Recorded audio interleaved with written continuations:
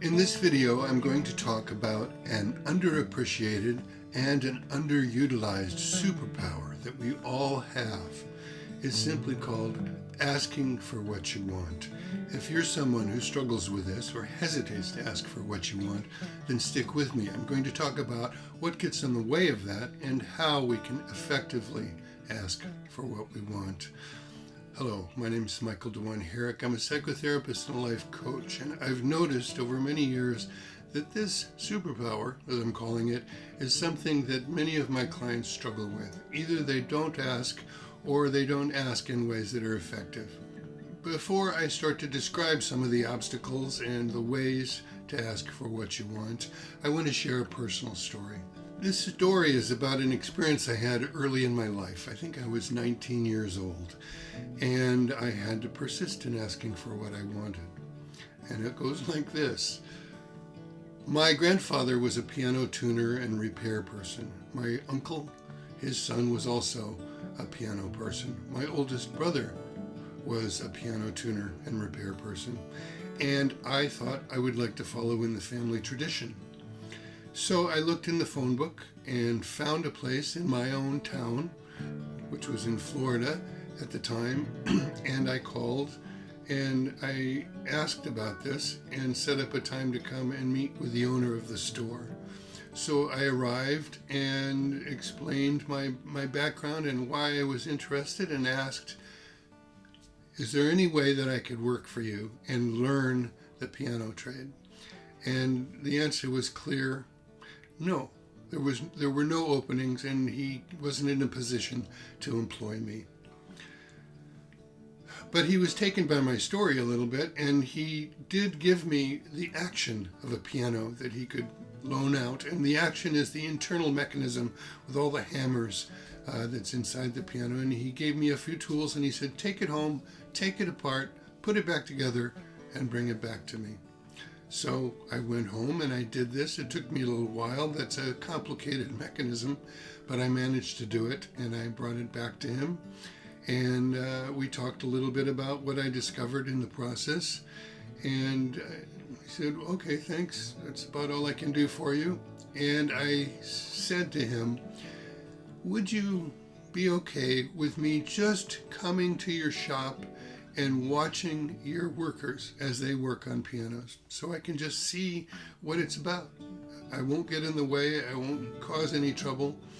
And he agreed. He allowed that I could come and do that. So I came, and it was a week or more of every day coming in, spending most of the day, the full work day there, just kind of peeking over the shoulder of his workers and writing some notes about it.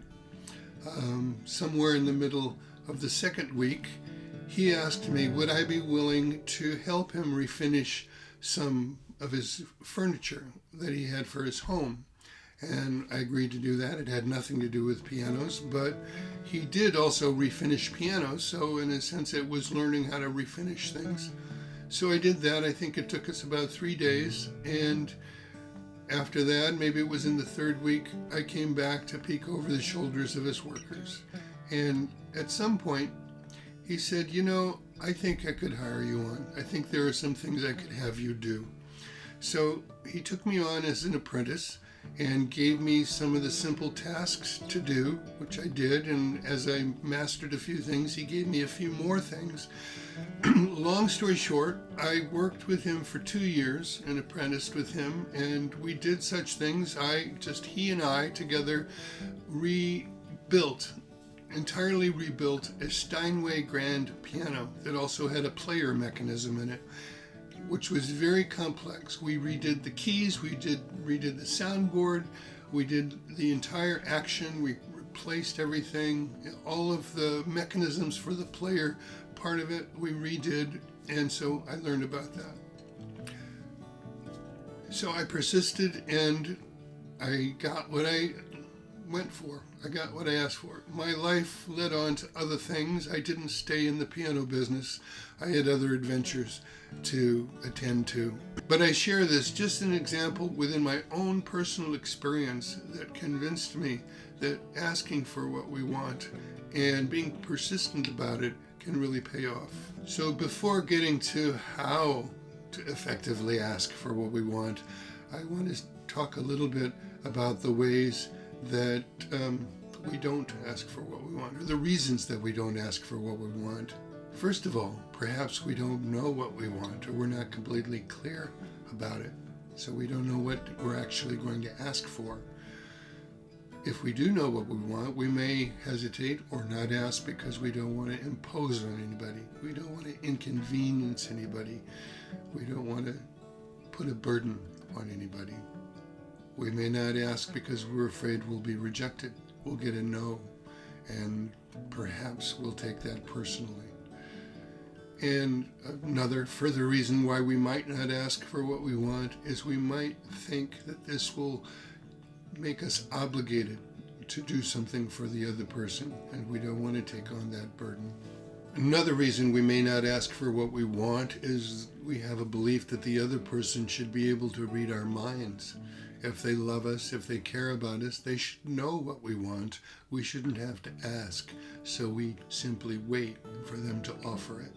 So if we are clear about what we want and we're willing to ask for it, some of the ways that people go about this, we go about this sometimes, is to drop hints, to suggest, you're having trouble with something or you're having a need for something, and you kind of put out the hint that you might be open to an offering, but you don't actually ask for the things you want.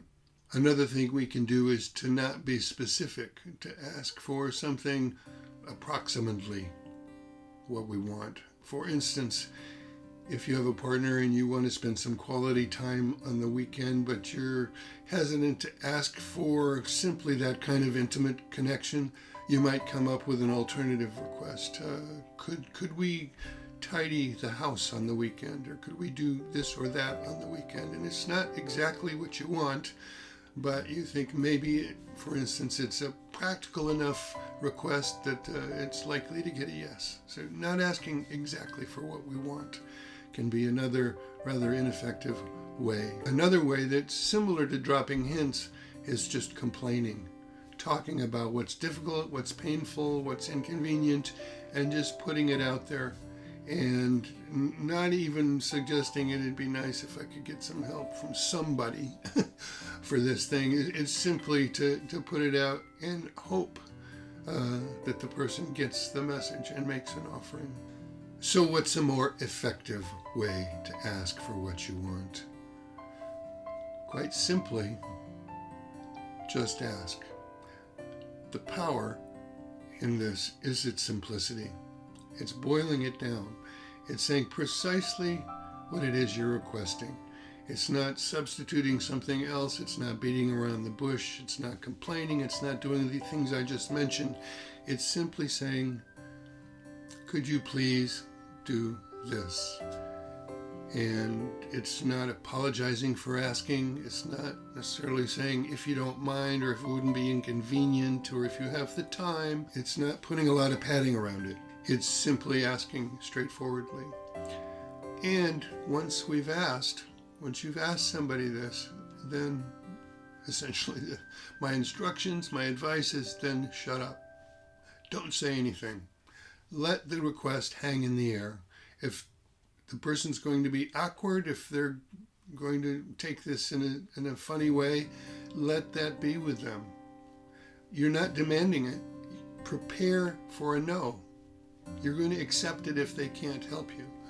But let that moment linger there without trying to rescue them, and see what they say. You can explain why your request is important and that you'll feel gratitude if they're willing to do it, and perhaps they'll say yes.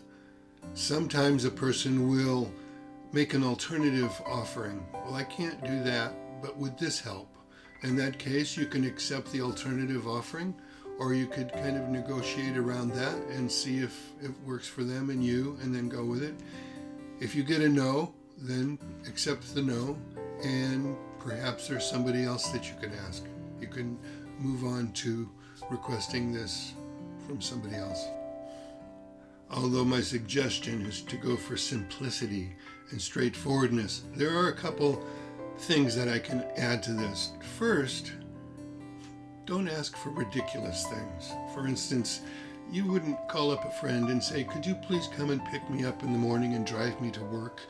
I just don't feel like driving tomorrow. And oh, by the way, could you come over on the weekend? I'm going camping with my boyfriend or my girlfriend, and my windows need washing, and I'll be out of the house, and it'd be a good opportunity for somebody to come and wash my windows. Hopefully that sounds as ridiculous to you as it does to me, and the reason is because don't ask for things that are naturally your own responsibility and you're capable of doing. Otherwise, it's simply using people. The other point I want to make is, along with not asking for ridiculous things, is be prepared to reciprocate. If you're asking a favor, asking for somebody to do something for you, be prepared to do something for them. If not immediately, eventually. Even if you're asking for a job, you're going to show up what you're going to bring. You're going to bring something. You're going to bring your willingness to work. Perhaps it's obvious, but I think if we ask favors of people repeatedly, we get really good at asking for what we want, and we're not willing to reciprocate. At some point, we're going to run out of friends, and we're going to have to make new friends to ask things from. I don't recommend that. If you're somebody who has struggled with asking for what you want, I guarantee you that if you start practicing this, you're going to be amazed at what happens. You'll be amazed by what people are willing to do for you and give to you. They'll give and do things that you couldn't have imagined. Maybe not immediately, and maybe not every time, and maybe you'll have to persist and ask somebody else, but eventually you will have more, get more in your life than you would have otherwise. There are all kinds of stories you can find online. I'm not going to recount them here, but I'll just suggest that you look them up. Stories of people who didn't take no for an answer, who asked for what they want, who repeatedly asked for what they want, and eventually were wildly successful. People like Michael Jordan, Stephen King, Elvis Presley, Walt Disney, J.K. Rowling, Colonel Sanders. You can look up their stories and see that these are people who asked for what they wanted and didn't take no for an answer and kept asking. So don't be afraid to ask. Don't be afraid to know what you want, and be precise about it when you ask, and let the person respond as they will. That's all I have to say for this video. Thank you for sticking with me to the end, and until next time, take care, be well, ask for what you want, and I'll see you in the next video.